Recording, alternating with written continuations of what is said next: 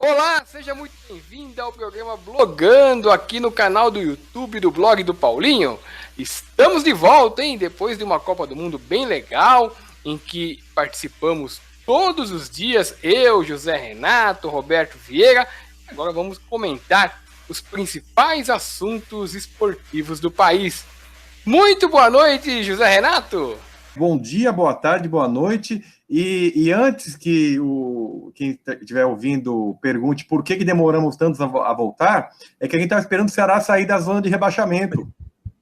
Então, tão logo a gente saiu da zona de rebaixamento, agora eu me sinto à vontade de voltar a falar sobre futebol. Você é fã do Lisca doido? Ai, cara, não, Roberto, vamos lá, mestre. Não me faça esse tipo de pergunta. Boa noite a todos os ouvintes. Saudade imensa de todos, saudade imensa do Zé e do Paulinho. O Lisca, a turma do Náutico aqui conhece bem o Lisca, né?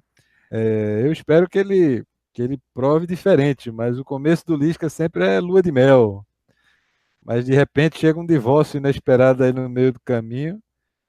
Eu espero que não aconteça isso no Ceará. Roberto, você desculpa interromper, mas o Lisca é a segunda vez que ele vai para o Ceará, né? Em 2015, o Ceará estava para cair para a terceira divisão. E faltavam 8 jogos e o Ceará tinha que ganhar 7 jogos. E o Lisca tinha sido o técnico do Náutico no começo da temporada, naquele ano. Foi brilhantemente. 2015. Paulinho, o Lisca ganhou 7 jogos, cara. Ganhou 7 jogos. O problema é o oitavo, né? O Lisca, ele comemorou de uma forma tão absurda que, e aí depois ele fez uma conta que, se ele somasse a campanha dele no Náutico e a campanha no Ceará, ele teria subido na Série A. Não, mas é a mesma história daqui, Zé. O problema é depois, né? O Lisca ficou no Ceará.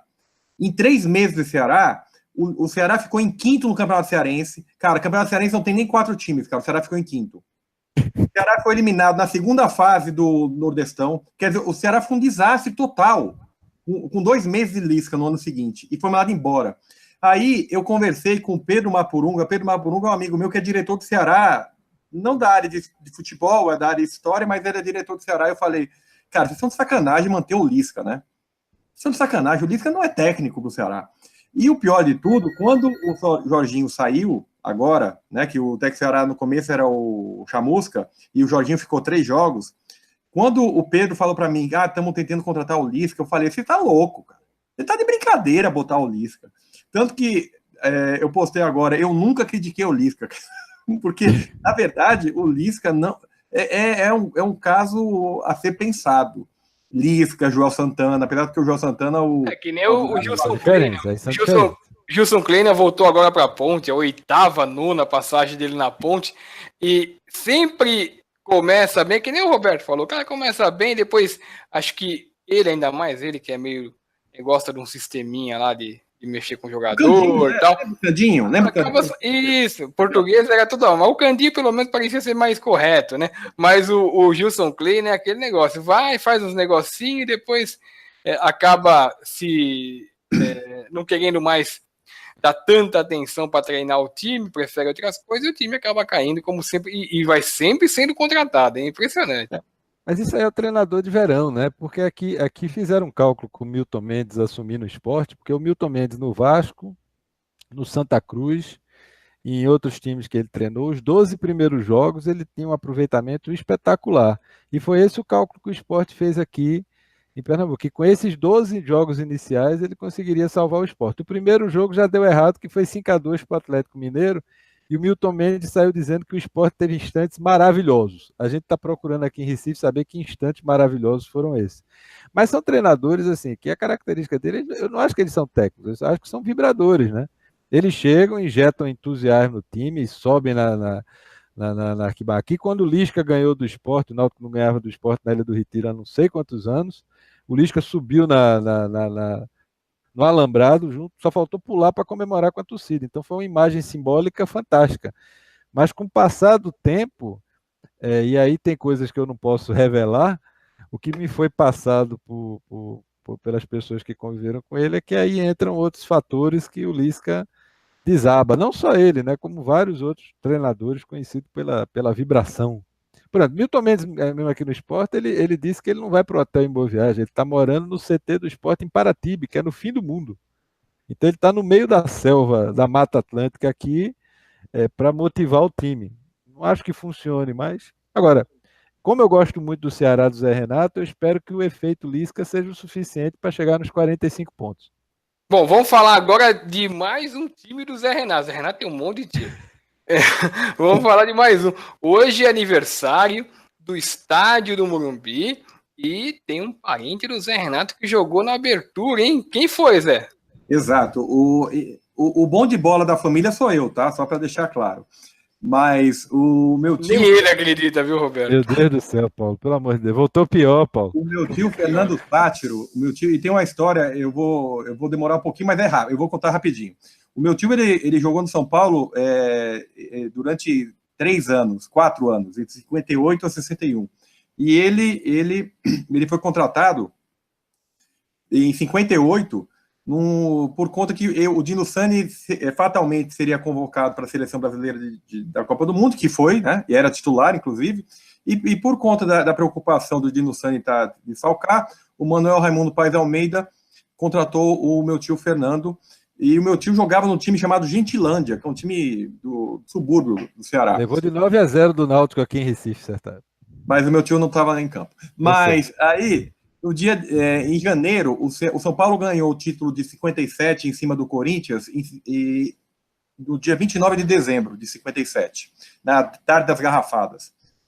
2 dias depois, o São Paulo viaja para o Nordeste e vai fazer uma excursão. E naquela época, né, Roberto, a excursão dos times do Sul no Nordeste era algo muito pitoresco, né? Porque não tinha campeonato brasileiro, não tinha torneios internacional.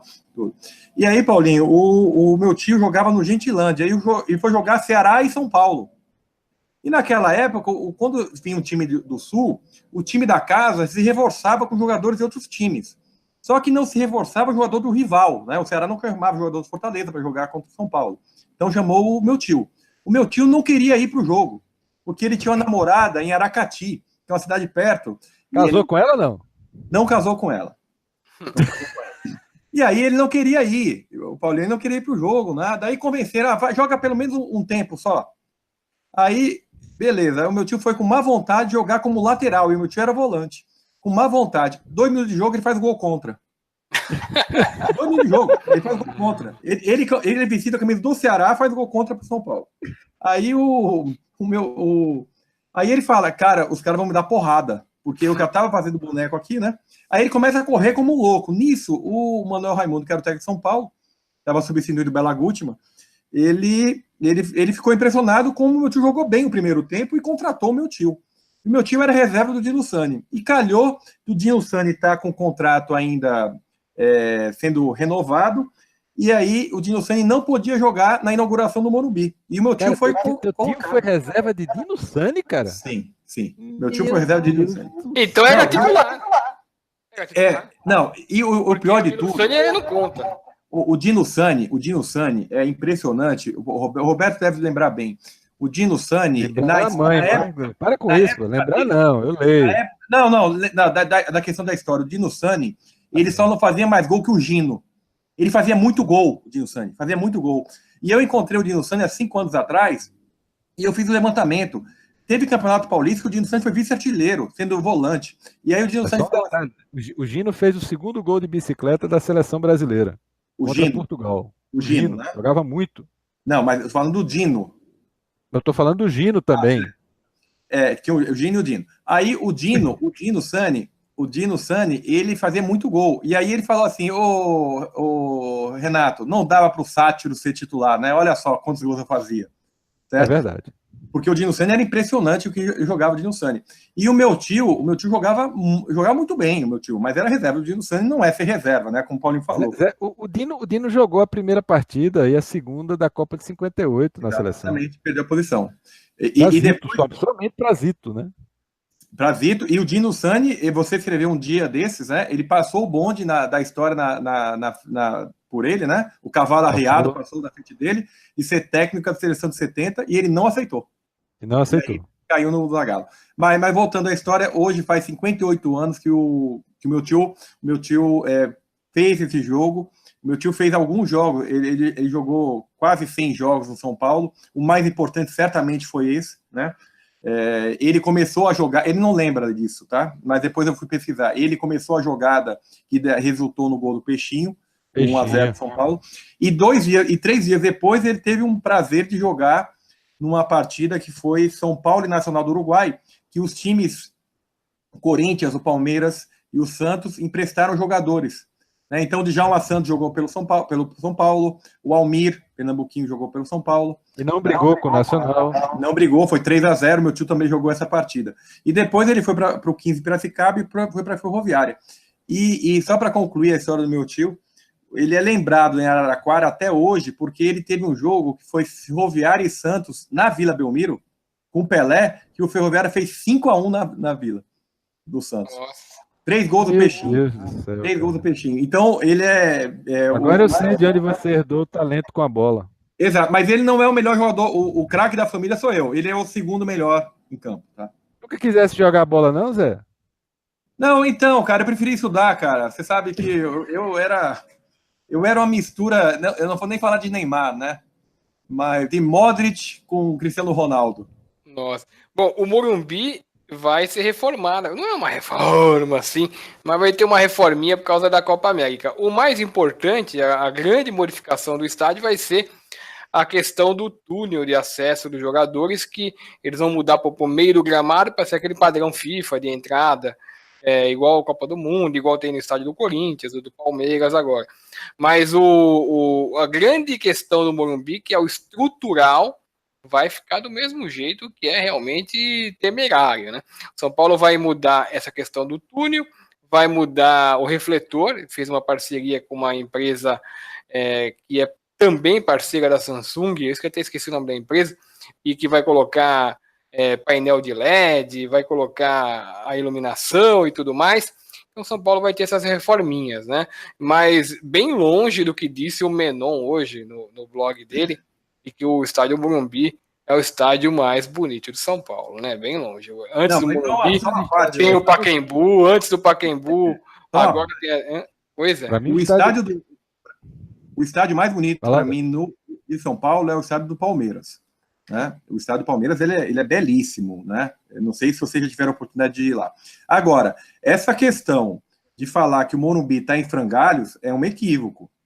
O Morumbi, eu fui recentemente no Morumbi, eu achei os vestiários acanhadíssimos, mas também não achei tão melhores assim os vestiários de algumas outras arenas. A Arena de Fortaleza, o vestiário é super acanhado também, a Arena de Manaus é super acanhado, o das Dunas também não é lá grande coisa, mas eu achei acanhado, mas a parte estrutural do Morumbi, eu acho que tem eu conheço os três. Eu conheço o do Palmeiras, conheço do Corinthians e conheço do São Paulo.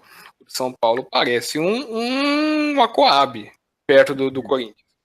Não tem comparação. Não tem comparação do Corinthians. O Corinthians, o do Palmeiras, perto do Corinthians, também parece um Minha Casa Minha Vida.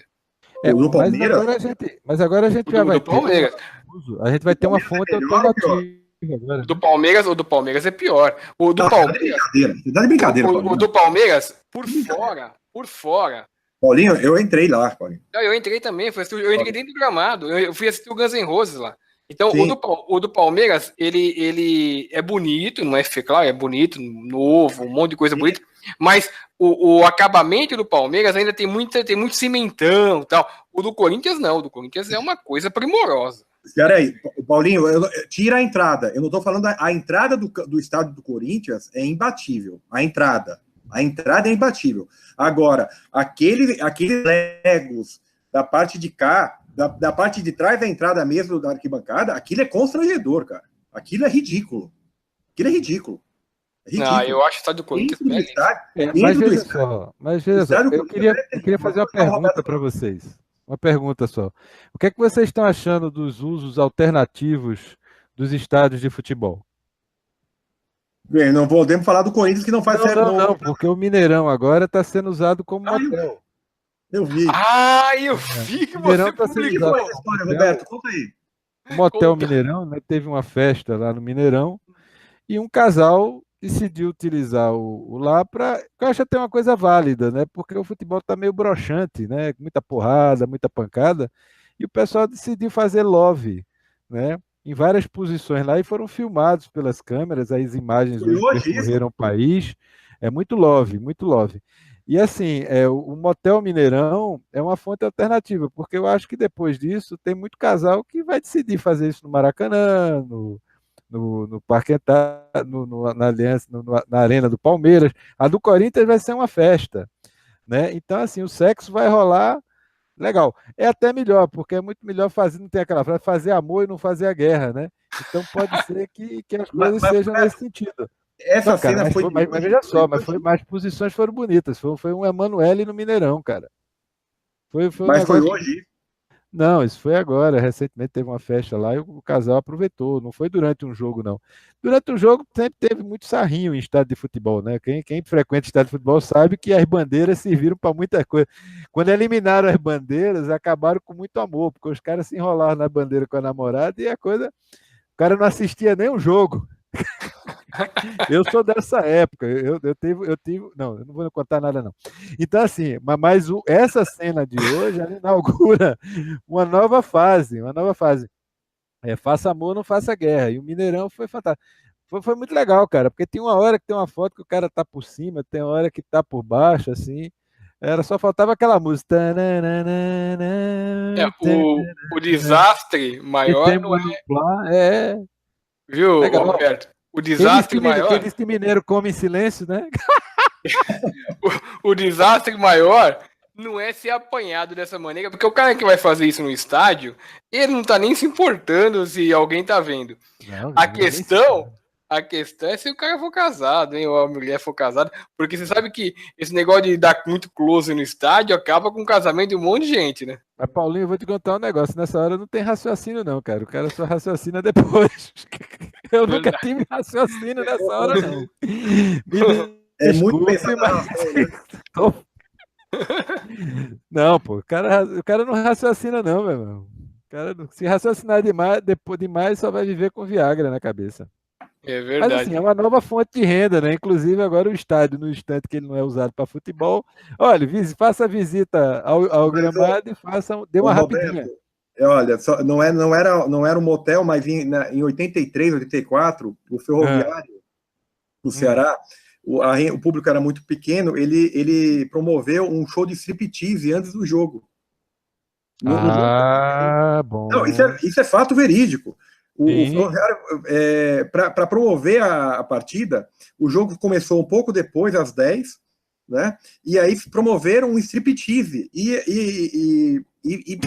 meninas entraram e tiraram a roupa no intervalo para a torcida. É uma coisa assim. Tem um livro sobre a história do presidente Vargas, que ele conta essa história, e é fato. Apareceu as meninas, e aí foram entrevistar o cara que contratou as meninas, né? Aí ele falou que no dia que foi contratar, uma das meninas que ele contratou não quis ir. Aí ele levou a namorada para tirar roupa. Mas você sabe que o Clube dos Cornos foi inventado no Ceará, né? Vai ver. Não sei. Cara, vê só. Inclusive, a minha turma de medicina tinha um tratamento à base de calcitonina, que era para degradar, porque o chifre novamente é feito de cálcio, né? Então a calcitonina era para degradar o cálcio. Mas esse aí, com certeza, depois disso do Ferroviário, eu já só posso ter certeza que realmente o Clube dos Cornos só podia ser cearense, Zé. Meu Deus, cara. O Mas a Roberto, ideia é Zé, fantástica. Olha, essa ideia para lotar estádio, eu acho que é por aí. O marketing brasileiro no futebol tá ultrapassado, cara. pois é. Deixa eu falar uma coisa para vocês. A CBF vive dizendo que não tem dinheiro para implantar o VAR no Campeonato Brasileiro, né? Implantou agora na Copa do Brasil, das quartas de final para frente, com muito custo. E a CBF, que é uma pobrezinha, tadinha, ela ficou com, assim, com dó do novo presidente, aliás, que nem tomou posse ainda, o Caboclo, e tem uma Mercedes-Benz de 300 e tantos mil reais, é uma Mercedes Classe E, que acho que é isso o nome, e que está disponível lá para o Coronel Nunes. pra ele rodar lá, porque realmente ele não pode andar num carro mais simplesinho, porque Rio de Janeiro precisa de um ar-condicionado melhor, né? Sabe como que é? Pode pegar trânsito. E a CBF falou assim: olha, eu não vou dividir a Mercedes do Coronel Nunes com o Caboclo. Vou comprar mais uma, né? Então a CBF tem uma Mercedes pro Coronel Nunes e comprou uma nova pro Caboclo de 300 e tantos mil reais, porque não pode ser usada, claro, tem que ser zero. E não tem dinheiro pro VAR. Enquanto isso, o Campeonato Brasileiro, na última rodada, 3, 4 árbitros rebaixados para a Série B por conta de erros grotescos e que o VAR solucionaria, né? E pior ainda é a questão de que os dirigentes de clubes nem podem reclamar tanto assim, que a maioria votou contra a implementação. Então, olha só, Paulinho, eu descobri recentemente que um amigo, um ex-amigo, não sei se é amigo, é um conhecido, ele é diretor da questão corporativa lá da CBF, é o André Megali. Tá? Ele foi contratado. Esse rapaz, eu lembro dele, que teve uma época que eu tive uma bola dividida com o Museu do Futebol, que eu até comentei com você um tempo atrás, e que o rapaz do Museu do Futebol, que eu não me lembro o nome dele, ainda bem, porque quando você esquece o nome, quer dizer que a pessoa não existe para você. Ele aprontou alguma comigo, e aí eu fui na Secretaria de Educação e abri fiz uma reclamação, formalizei uma reclamação com relação ao diretor de futebol, esse diretor de futebol, do Museu do Futebol, lá na Secretaria da Cultura do Estado. Porque, na verdade, o Museu de Futebol ele é gerido por um instituto que é bancado pelo governo do Estado. Quer dizer, o recurso é público. Uhum. Ele é contratado durante X anos e ele gerencia isso com recurso público, né? E o André era um cara que trabalhava na Secretaria da Copa. Várias Copas no Brasil inteiro, né? E quando eu tive eu fiz essa coisa, ele roeu a corda. Ele roeu a corda e falou: não, eu houve isso, mas eu não vou poder confirmar que aconteceu. Que beleza, hein? Né? Porque eu soube do relato desse diretor do Museu de Futebol a meu respeito, e eu fui pedir satisfação formalizado, não pedi satisfação de forma não educada, e aí chegou na hora de comprovação, o André Megali roeu a corda. E ficou mal entendido tudo, né? Aí agora eu descobri que ele está na diretoria lá da CBF, na governança, alguma coisa. A CBF é uma curva de rio mesmo, hein? Porque parece que ele estudou com o Caboclo no curso do FIFA Master, alguma coisa assim. E eu só lembrei dessa coisa da CBF, tudo. Agora, ô mestre, uma pergunta. Eu não quero criar polêmica, porque sabe, a gente estava sem programa, não tem polêmica nenhuma. Imagina. Olha só, o VAR, naquele lance do Dedé, cara, na boa, eu olhando o VAR, eu expulsaria o Dedé. Cara, vê só, eu acho que o lance foi extremamente violento e na cobertura da imprensa, eu acho que ela está certa na questão de que Dedé não deveria ter sido expulso e para mim foi absurdo. Mas a violência do lance foi curioso que ninguém mencionou que o goleiro foi operado 2, 3 dias depois, uma fratura no maxilar. Então, assim, para o juiz naquele instante, você vendo o lance assim, ele errou, mas o lance foi de uma violência brutal, né? Para a gente que conhece o Dedé, a gente não imagina o Dedé fazendo aquilo, porque o Dedé, apesar de ser gigantesco, mas não é do jogo dele fazer aquilo. Para um juiz que talvez não conhecesse tanto, eu acho que ele foi afetado porque o lance é muito violento, a pancada é muito forte. Então. Agora, o Dedé foi perdoado e joga agora contra o Boca, né? E o meu pensamento em relação ao Cruzeiro, em relação a esse lance do VAR, é o seguinte: eu não sei se o Cruzeiro ficou tão concentrado no VAR e na expulsão que ele esqueceu que tem um Boca do outro lado. Então as pessoas comentaram o jogo e muito pouco analista lembrou que o Boca jogou muita bola e que com Dedé ou sem Dedé seria 2-0. Então, quando você começa a se apegar muito numa desculpa e esquece o resto do jogo, pelo filme que eu já vi na história do futebol, o jogo de volta você leva 2-0 de novo. Eu espero que não aconteça isso com o time do Cruzeiro. E foi muito curioso também, porque o Cruzeiro, para mim, protagonizou um dos jogadores que jogou, inclusive, no Náutico aqui, protagonizou um dos lances, para mim, mais tenebrosos da história nesse ano do futebol, que foi o Sassá terminar o jogo e dar um murro daquele no jogador do Palmeiras. Que O cara coisa. ganha, sai de campo, passa de fase, elimina o outro e dá um murro daquele ali. Então, assim, o nível do Sassá tal. Inclusive, eu peguei o lance, porque dias depois o Federer jogou com Djokovic em dupla. E eles não se dão muito bem. Mas eu estava com os meus filhos de novo, e aí eu disse: olha, veja só, esses dois não se dão bem, mas foram para a quadra, se entenderam, conversaram, passaram uma imagem muito legal de esporte. E o Sassá, quando termina aquele jogo, dá um baita do murro daquele no jogador do Palmeiras. Então, assim, é muito difícil porque eu não sei o que passa na cabeça dos jogadores. Esses caras são ídolos, as crianças assistem, tem uma questão educativa no futebol, eles ganham por direito de imagem e eles invadem a sua casa depois de um jogo daquele com um murro daquele dali. Não dá Aí o pra que entender acontece? como o cara não amadurece, né? Não, Impressionante, mas, são sempre os mesmos. não, mas é incrível. Então, assim, é muito complicado porque você até, no mínimo, o clube deveria chamar ele, porque é a imagem do clube. Então, assim, a gente fica clamando o tempo todo para você ter torcedor e torcida para ir em paz para o estádio, você vê um jogador fazer uma palhaçada daquela no final do jogo. A gente não está mais em tempo de um jogo de futebol terminar em briga, isso não é anos 60 mais, né? Então, assim, e é impressionante isso, porque a gente já tem, olha, veja bem, quando você está num negócio desse, com o Felipe Melo apartando briga, é o fim do mundo, eu tenho medo que o mundo acabe amanhã, pô. O cara tá O, apartando briga e tá o, dizendo que ele queria ser Sérgio Ramos. Eu tô aqui, o meu amigo Fiore, que é ex-árbitro, né? Ele tava conversando comigo fora do ar, quando eu tava gravando a coluna dele, e ele disse o seguinte: Felipe Melo é o típico caso que é bem valente quando tem bastante gente segurando.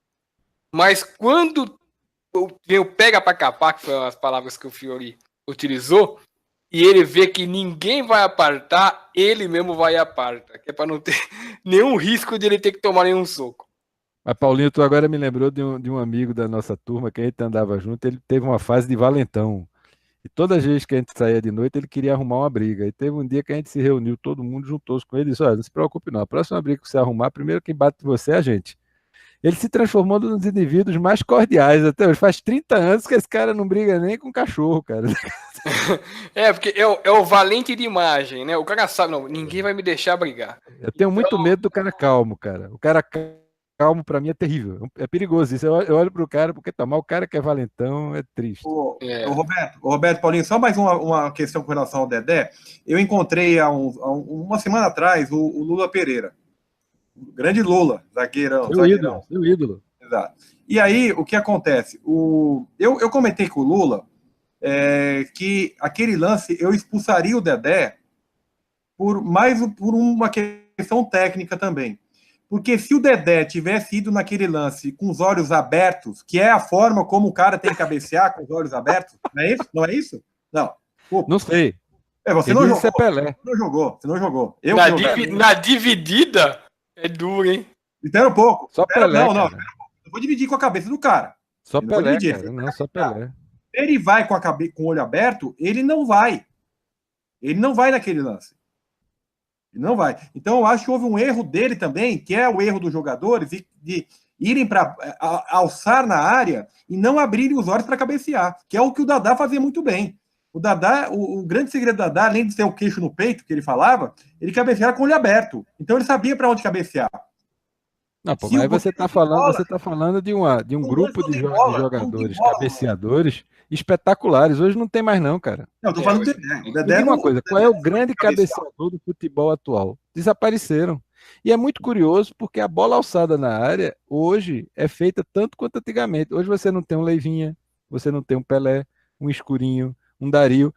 A gente conseguiu ter um cara fazendo 15 gols em Copa do Mundo que não sabe cabecear.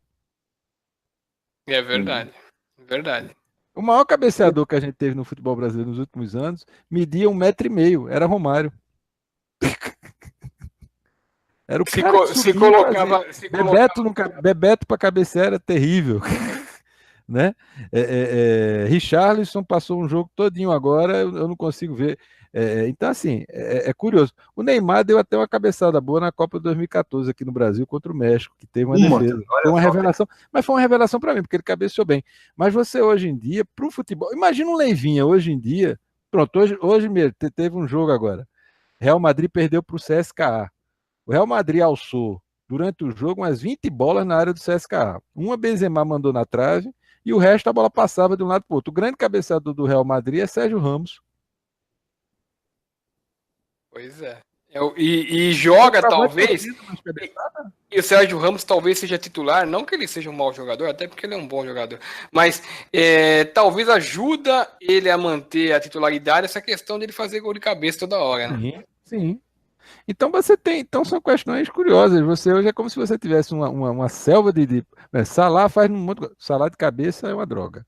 Mané, né? Então, assim, você tem uma série de jogadores, Higuaín, que é complexo você ver o que eles fazem. Eles não treinam, então assim é mais para zagueiro.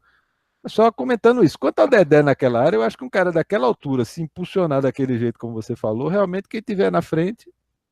Eu acho que ele não merecia expulsão, eu acho que realmente pode até ter sido desleixado, mas não teve o dolo do negócio. Uma porrada legal, viu, Paulinho? Com certeza. Agora, eu queria dizer o seguinte, eu li hoje uma entrevista do Cicinho, que jogou no São Paulo, e me lembrou uma coisa interessante. O Cicinho, ele conta, né, disse que quase podia ter morrido de bebedeira. Continua abstêmio, não? Diz que sim, né? E poderia ter morrido, tomara que continue bem, né? Mas ele conta uma coisa interessante, né? Ele, de um determinado momento no São Paulo, ele passou a chutar mais de fora da área e começou a fazer uns gols interessantes no ângulo e tal, né? E ele diz o seguinte, que ele começou a chutar de fora da área graças ao Neto, que é o comentarista da Band. Porque o Neto foi fazer uma visita no São Paulo, acho que para fazer uma matéria, alguma coisa, ele já estava... E ele chegou pro Cicinho e falou: Cicinho, por que você não pega? Eu tô vendo que você chuta bem, ele tava vendo o treino do São Paulo. Não pega depois do treino, você amarra põe um cone aqui, ou amarra um negócio no ângulo e no outro ângulo, e dá uns 50, 60 chutes depois do treino, com a bola em movimento mesmo, e você entra bem, e você vai acertar mais. E você vai ficar treinando isso daí. E o Cicinho falou que adotou essa prática do Neto. E realmente ele começou a acertar mais. Nesse treino que ele falou, graças ao Neto, eu melhorei nessa situação. Isso me fez lembrar, quando eu era garoto, na década de 90, e que o Neto realmente fazia isso. Depois do treino do Corinthians, o Neto pendurava uma camiseta no ângulo, botava um pessoal do clube para ficar pegando bola atrás do gol, e ele batia muita falta depois do treino. Todo mundo já estava indo embora e botava o goleiro reserva, lá, o terceiro, quarto goleiro, e ele botava a camisa no ângulo e ele ficava chutando do lado direito, do meio e depois do lado esquerdo. E ele tinha um grande índice de acerto entre a camiseta e o ângulo. E por isso que ele acertava bastante no jogo. Então bate realmente a história do Cicinho com o procedimento que o Neto tinha quando era jogador. Eu fico impressionado, Paulinho, porque tem milhões de torcedores que ainda ficam repetindo um mantra meio ilógico, de que futebol não se aprende na escola. Então passa a ser o único esporte do mundo, porque assim, natação você passa meses para aprimorar uma largada. Sim. Meses para dar uma virada. Quer dizer, imagina, se nadador pensasse como torcedor e jogador de futebol, ele achava que ele já nascia nadando, né? Então, assim, tem uma bola. Pela lógica, por pior que você seja, se você termina um treino e treina 50 chutes, você vai se tornar melhor. Claro. Pior você não fica. Por repetição, em qualquer profissão. Você sabe hoje, outra coisa, eu falei de cabeçada, você tem outro absurdo hoje, cara. Vocês lembram Nelinho ou Éder batendo uma falta sem ir no gol? É raro, hein? Cara, bicho. É raro.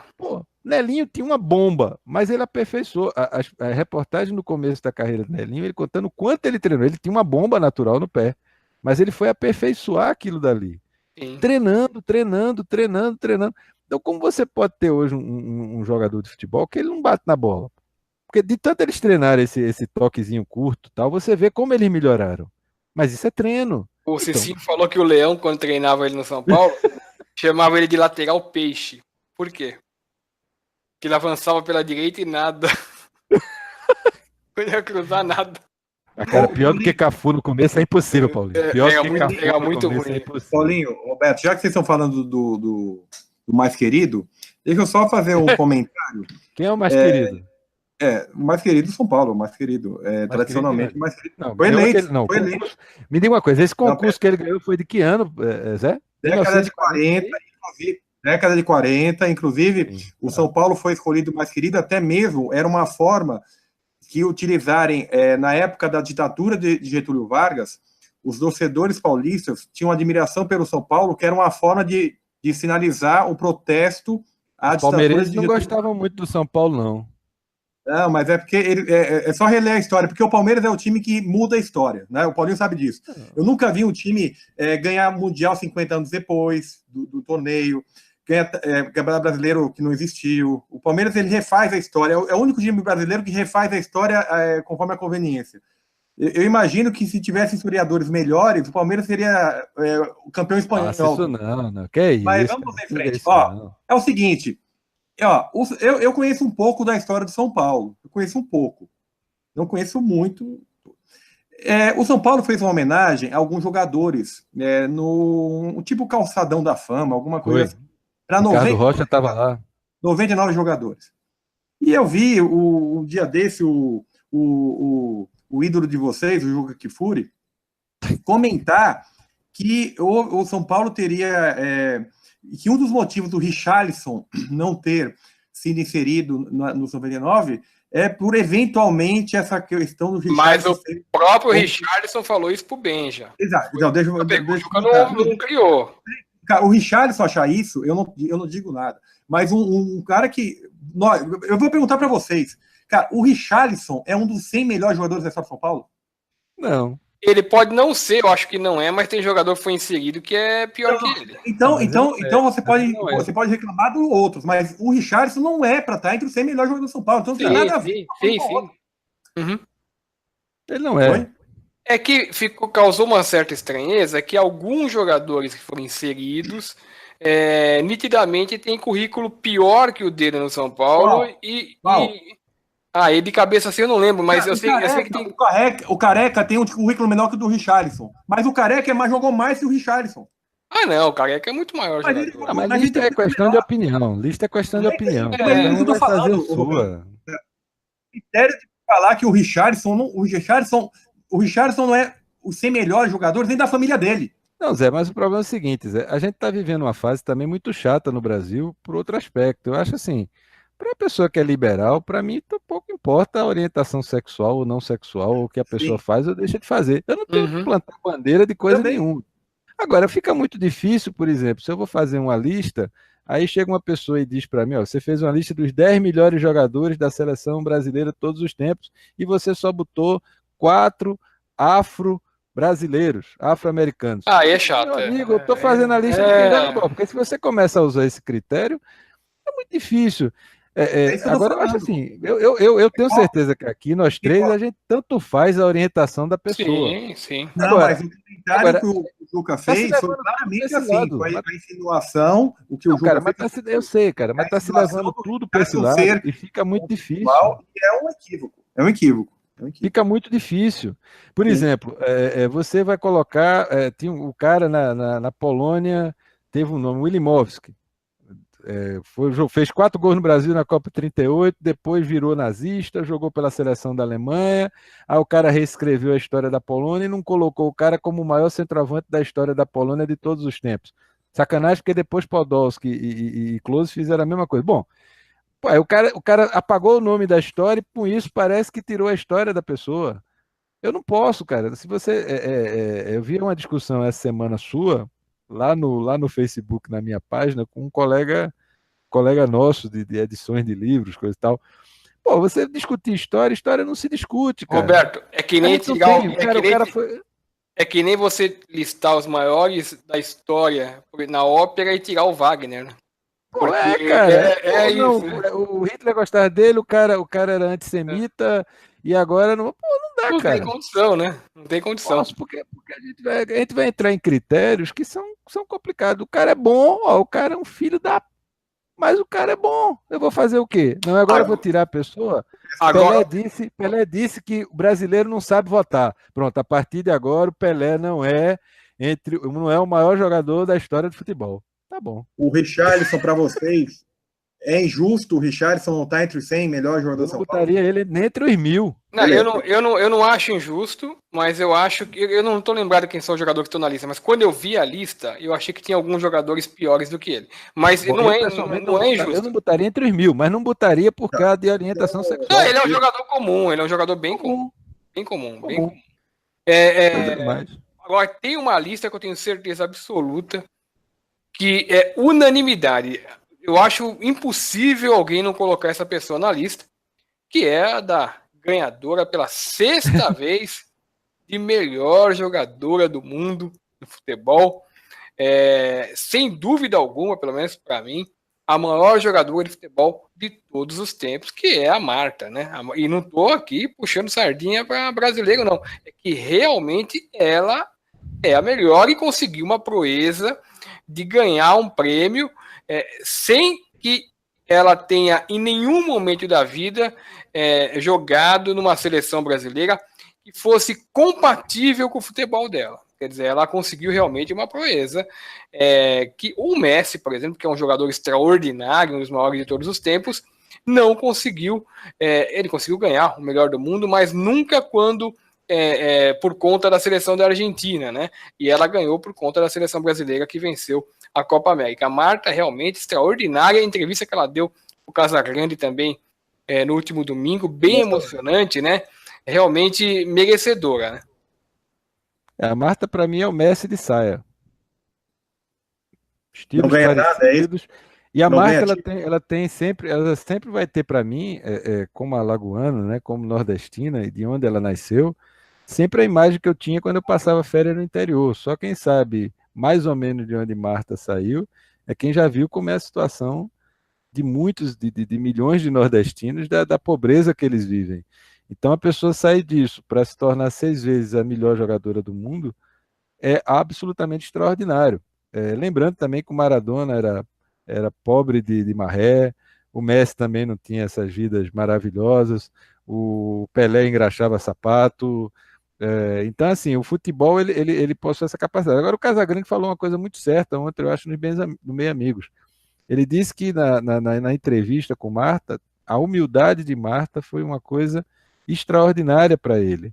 Porque isso é que é extraordinário. É você se tornar famoso, você ganhar dinheiro, você ganhar fama e você continuar com os pés no chão. Então, isso é extremamente raro em Eu qualquer vi a entrevista, parecia que ela estava agradecida de ser entrevistada por ele, bem legal mesmo.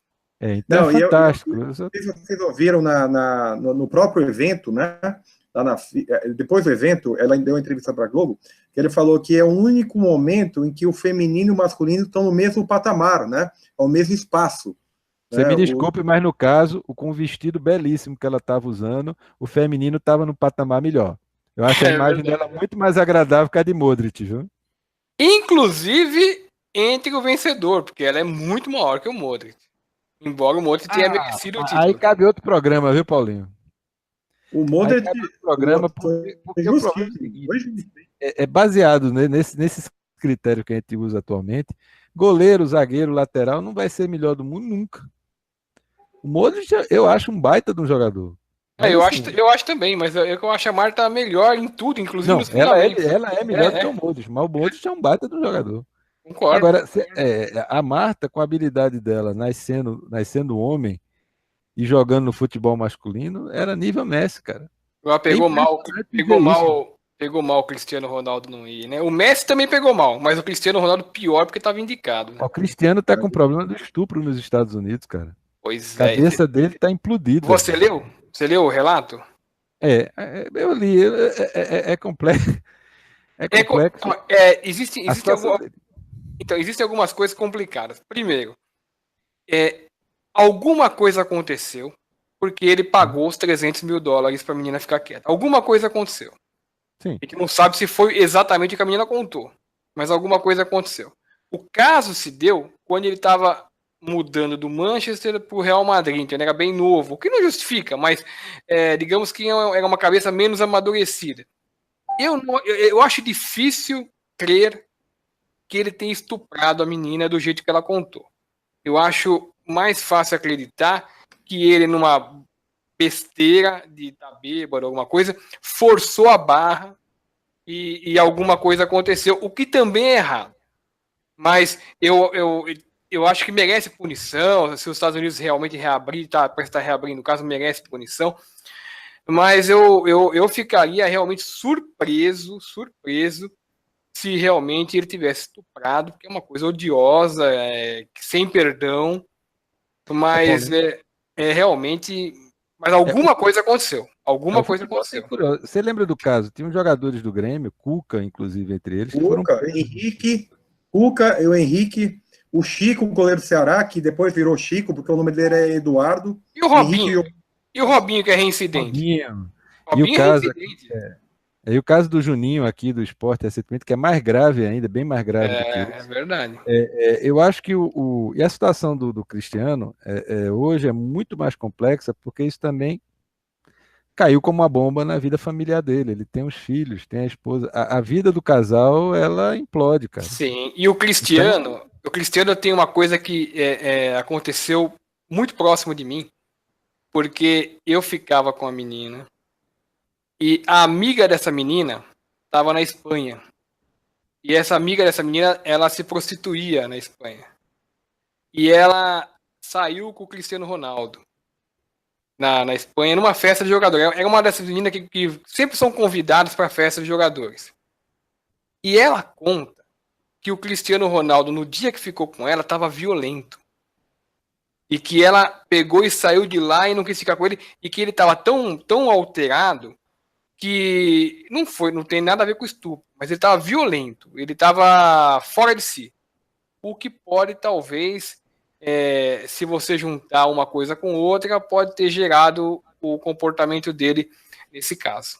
A gente está vivendo uma fase agora de uma grande... eu não lembro o nome, o Urach, é isso? Não sei quem, Urach? O quê? Andressa Urach, não é isso, Paulinho? Que é da Record? Era garota de programa, alguma coisa assim, e que ela saiu com o Cristiano Ronaldo. Andressa Urach, Andressa Urach, não é isso? Que ela era garota de programa. Isso, eu acho que é isso. E ela relatou uma vez, que ela foi para Portugal e teve um encontro com o Cristiano Ronaldo, e depois, obviamente, ela quis mais tempo, né? Ela quis namorar ele, né? E desde então ele pelo comportamento que ela falou, lógico, a gente não dá para saber quem está falando a verdade, ele também tinha essa coisa do eu tenho dinheiro e eu posso tudo. A gente está vivendo uma fase agora que o mundo vai mudar, que é a fase de redes sociais, que é a fase de imagens, que é a fase de que as mulheres elas não estão se submetendo mais a essas situações, que é a fase em que o dinheiro não pode tudo, e que é como aquele caso do Sassá em relação ao Murro. As próprias relações dos jogadores vão ter que modificar. Sim. Então, tudo isso eu acho que serve como material educativo para os jovens que estão se formando. Porque são situações limítrofes que você veja. Ele, no ápice da carreira, ele está sendo perseguido por um fantasma de tantos anos atrás. Claro. Tinha muito comportamento machista de 10, 20 anos atrás, que era, entre aspas, tolerável, porque se falava que todo mundo fazia, e que hoje é absolutamente intolerável, né? Que você invade, é uma falta de respeito com a pessoa que talvez ela não consiga se defender direito por N motivos. Então, eu acho que realmente muita coisa está mudando e isso que sirva de exemplo, né, para gerações futuras e jogadores que estão agora todos jovens, né, que estão começando a ganhar dinheiro e que não pode realmente achar que pode tudo, né? Exatamente. Então, eu acho que isso. Eu acho que serve como uma lição para o tempo que está vindo agora. como Homem-Aranha, né? Quanto maior os seus poderes, maiores as suas responsabilidades. Mas ele deve estar vivendo um inferno, porque é impossível isso. Mas essa menina, caso tenha acontecido, também viveu um inferno. Então eu acho que as coisas têm que ser esclarecidas, porque ela também, porque a gente sempre fica, a gente tem aquela tendência, a minha geração é antes da de vocês. Então existe uma tendência machista para a gente achar que as mulheres estão querendo se aproveitar. Mas a gente está vivendo num país, aqui mesmo em Pernambuco, está terrível. É assassinado uma mulher quase todo dia. Ex-maridos matando mulheres, ex-namorados matando mulheres. Então, assim, é uma situação que tem que mudar. A gente não pode permanecer no mundo dessa forma, não. Então, eu acho que é uma evolução para se chegar num estágio em que as relações vão ser mais saudáveis. Elas não vão ser desse tipo, porque é complicado, extremamente complicado. E assim, se por exemplo, esse caso do Robinho, esse caso do Cristiano Ronaldo, o caso do Juninho que teve aqui, o que eu peço é apenas que as pessoas que cuidam dos jogadores, estão com os jogadores, que elas transmitam isso, e não é só ensinar a jogar bola, não, é ensinar a viver, né? Ensinar a viver. Mas é curioso porque a gente, do outro lado, a gente vê Marta sem nenhum desses casos, né? Uma vida bonita de Marta, uma vida muito bonita, e é muito legal porque nem confusões com o fisco ela tem. E o joguinho Neymar, Messi, Cristiano Ronaldo, além disso, ainda tem as confusões com o fisco, que eu não entendo como eles conseguem ter tanta confusão com o imposto, cara. Pelo amor de Deus, ganha montanhas de dinheiro e... É aquela questão de você iniciar a carreira com gente complicada, né? O Cristiano Ronaldo é agenciado pelo Jorge Mendes, que é um sujeito ligado aqui a Jogar Bichian, Carlos Leite, todo mundo, tudo que é de ruim no mundo é associado com o Jorge Mendes, e não é possível que só no fisco ele ia fazer coisa certa. Então, né? Então tá explicado. E a questão do Neymar, o convívio com o pai é deplorável em todos os sentidos, e o pai, eu, se fosse o Neymar, abria o olho e fazia uma auditoria na conta, porque parece que o pai dá só 5% do que ganha para ele, o resto ele administra, e o Neymar parece que nem puxa o extrato. Pode ter surpresa quando puxar. Agora uma pergunta para vocês dois. Quem vai ser o campeão brasileiro? Palmeiras. Zé! Coçou a cabeça? Não. Assim, o São Paulo, certamente, eu não acredito no São Paulo, não tem time de chegar, não. Eu não acredito no Palmeiras, Paulinho, porque o Filipão, ele é técnico de motivação, de mata-mata. Eu acho o Palmeiras muito mais chance de ser campeão da Libertadores do que o brasileiro. Posso te dizer que você está um pouco enganado? Que o Filipão melhorou muito depois da Copa do Mundo, e vou te explicar por quê. Eu assistia o campeonato chinês de manhã, quando o time do Filipão jogava. Eu assistia pela internet. Então, quando o Paulinho passou a jogar de centroavante no time do chinês, o Filipão colocou ele de centroavante porque não tinha lá. O Filipão, ele jogava de atacante, entendeu? E se você perceber, esse jogo dá para você buscar na internet. Quando o Filipão ganhou a Libertadores e lá o Campeonato Asiático e foi para disputar o Mundial de Clubes, o time do Filipão, ele jogou contra o time do México, depois ele foi para a semifinal com o Barcelona, aí não tinha jeito, jogou de uma maneira absolutamente moderna de marcação, que é a maneira que hoje se utiliza na Europa, que está se utilizando no Brasil, mas ele utilizou isso no time chinês, que é aquela questão de marcar pressão e encurtar o espaço do campo. Então, o Filipão, ele melhorou, e ele depois dessa passagem dele pela China, que ele foi muito vitorioso, ele voltou para o Palmeiras, e o Palmeiras, ele não só motivou o time do Palmeiras, como ele acertou o time do Palmeiras. E se você for observar o time do Palmeiras, é um time que hoje marca muito bem, e num sistema que se utiliza nos mais modernos do planeta. Ele tem a dificuldade que ele sempre teve de variação ofensiva. Então ele tem sempre as mesmas jogadinhas de ataque, porque ele se preocupa muito mais em defender e jogar no contragolpe. Mas a questão da marcação, a questão de ocupar espaço em campo, o Palmeiras está se portando muito bem. Eu acho que o Filipão, ele é sim um grande motivador, mas o time do Palmeiras está jogando de uma maneira moderna, diferente do que jogava com o Felipão antigamente. Entendeu? Então eu acho que não é à toa que o Palmeiras tem chance de ganhar o Brasileiro e tem boa chance de ganhar também a Libertadores. Então, Paulinho, assim, pode ser que eu esteja implicando também, né? Mas agora, o caso é o seguinte: um técnico que assim que é eliminado vai para imprensa e fala assim: ó, Cruzeiro, domingo é lá, vai ter troco. Ah, não, aí tá errado. Aí tá errado. Aí é uma bobagem, né? O Filipão ainda é o mesmo. O Filipão ainda acha que é assim que se ganha, entendeu? É constrangedor, me constrange. Ver a pessoa não evoluir. Aí tá errado. Mas ele falou, ele não estou mentindo, ele falou. Sim. Mas eu acho que mudar as penas todas é difícil, né? Oi? Mudar todas as penas é difícil. Não por exemplo, eu vi na história do futebol brasileiro, eu vi duas evoluções. No futebol, você tem que saber que não é assim que se deve se portar. O Filipão é um exemplo para um monte de criança. Ele deveria se portar. Mas eu vi, mas veja só. Não, mas por exemplo, o futebol brasileiro eu vi 3 treinadores que evoluíram. Um você não vai concordar, Zé, mas eu vi acontecer. Eu vi um Oswaldo Brandão sair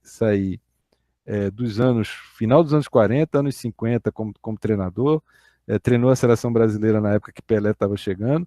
Brandão ultrapassa os anos 60 totalmente ultrapassado dentro do futebol, assume um Palmeiras na academia e Brandão bota o Palmeiras para jogar. Ele conseguiu ser bicampeão brasileiro e quando ele assiste a Copa de 74 na Alemanha com a Holanda, ele consegue mudar o treinamento que ele fazia no Palmeiras. E ele já estava numa certa idade avançada para aquilo. Junto com isso, o Zagallo, que perdeu a Copa de 74, em 75 e 76. Em 75, no Botafogo, com um time medíocre, ele ganhou um turno do Campeonato Carioca com o Botafogo marcando pressão. E ele tinha entrevistas na época dizendo, olha, é curioso, todo mundo assistiu a Copa, todo mundo elogiou, mas ninguém mudou a forma de jogar. E eu vi um Tele Santana brilhante na Copa de 82, 10 anos depois, ter modificado muito do que ele pensava e ter ganho um bicampeonato mundial. O Tele que é bicampeão mundial, ele não era o romântico de 82. Aquele time do São Paulo, ele não era o romantismo, ele jogava muita bola, mas ele não tinha um romantismo da seleção de 82, senão ele aprendeu. Cascar de novo no Mundial. Uhum. Então, assim, eu acho que o que o Paulinho está falando, eu acho que existe. Agora, o Filipão tem a idade dele, então ele consegue mudar muitas coisas, mas assim, mudar o sangue quente fica mais difícil, né? Mas eu acho que ele tem isso. Como o Mano Menezes hoje no Cruzeiro, para mim era um treinador que ele evoluiu de certa forma pouco, mas houve uma evolução, né? A gente tinha conversado mais cedo que a gente iria falar sobre a chegada dos treinadores novos no futebol brasileiro também, que eu acho que era um assunto, talvez para a gente até no fim do programa ter, porque a gente está tendo a chegada dos treinadores novos, substituindo os antigos, né? Eu acho que é uma safra muito interessante, mas assim, me preocupa muito, porque a gente continua tendo muita imitação e hoje, por incrível que pareça, a gente não tem mais invenção nenhuma. Então, se a gente for imitar somente o futebol europeu, a gente está lascado, porque o futebol é uma guerra. Você hoje está tendo um sistema tático no mundo que, por exemplo, se o Brasil for jogar no mesmo sistema tático que os europeus estão jogando hoje, eles vão ganhar. Porque eles estão melhores. Você sabe que não tem invenção nenhuma. Muito bem observado. Ganhar 3 pontos, ganhar o campeonato e fim de papo, cara. Muito bem observado o que você está falando, porque eu tinha reparado também isso, que esses treinadores novos do Brasil, eles parecem que jogam no mesmo sistema, parece que estão assistindo o mesmo filme. E alguns se dão melhor porque tem elenco melhor. E elenco talvez mais compatível com esse tipo de sistema, mas boa parte desses treinadores estão utilizando o mesmo sistema seja qual for o time que estiver jogando. Então eu acho que está faltando realmente alguém diferente, né? É difícil encontrar um muito diferente. O Carille, que foi agora para o exterior, era um treinador que variava um pouquinho mais no Corinthians. Ele sabia armar a defesa, não à toa ele se deu bem em todos os campeonatos. Mas a maioria dos treinadores mais jovens, eles têm... eu acho que esse cursinho da CBF que estão dando aí, que o cara é obrigado a fazer, eu acho que aprende tudo a mesma coisa e eles acabam aplicando tudo igual. Ou então usar o que se tinha antigamente, porque, por exemplo, o futebol brasileiro também evoluiu 2 vezes com importação de técnico. Eu acho ótimo. Agora, vamos ver quem se importa, né? Quem importar mais do mesmo, não sei se vai para algum lugar. Mas se a gente não inovar em alguma coisa, nós vamos levar cacete de novo. O Brasil tem um grande problema com importação, né? Porque eu acho o seguinte, o Brasil, ele não é o que era de criação de talentos como no passado, mas ainda é um exportador de jogadores e criador de bons jogadores, apesar de tudo. Então, para você trazer um jogador de fora para o Brasil, ele tem que ser muito melhor do que o que você tem aqui. Eu acho uma bobagem, a não ser que seja por negócio, que em regra costuma ser. Eu gostei do Sidorf no Botafogo, quando aquela da Linda eu acho que foi extremamente legal. Não, existem situações pontuais, mas em regra, por exemplo, aqui em São Paulo, o que está vindo de jogador do Paraguai, da Venezuela, e tudo jogador que não joga nem nas seleções locais deles. Alguns passam a jogar nas seleções de lá depois que jogam aqui.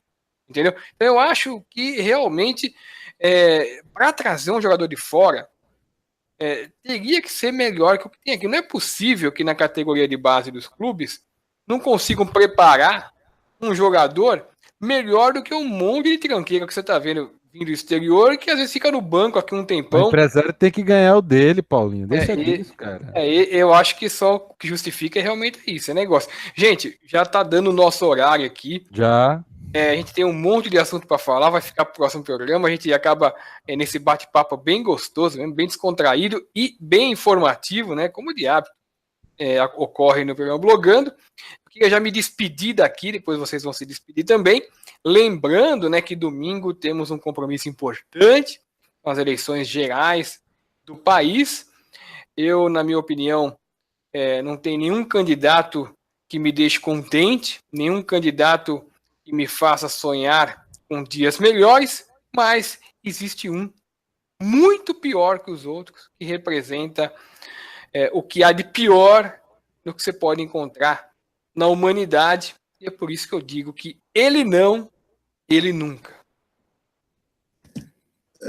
Minha vez, eu não vou falar de política. Mais velhos primeiro, né? Tá? Mas só para uma data importante, ontem fez 41 anos da despedida oficial do Pelé, certo? Foi ontem. E eu lembro que eu assisti esse jogo, Santos e Cosmos, foi 1-1, e o Pelé fez o gol do Cosmos, frente ao Santos, gol de falta, se eu não me engano. O goleiro colaborou um pouquinho. Aquele time do Santos também era bem difícil. Mas só para deixar o registro aí, porque o Pelé, como o mestre falou, comentou que o brasileiro não sabe votar. E não sabe mesmo, né? Porque, pelo jeito, o nosso segundo turno... Cara, eu tava quase fazendo igual o Campeonato Alagoano. Classificam 4, sabe? Faz mata pra... Tá parecendo isso, né? Não fala em mata-mata não, cara. Não pode, é verdade, senão acabamos... Aí vai ser campanha velada para um candidato.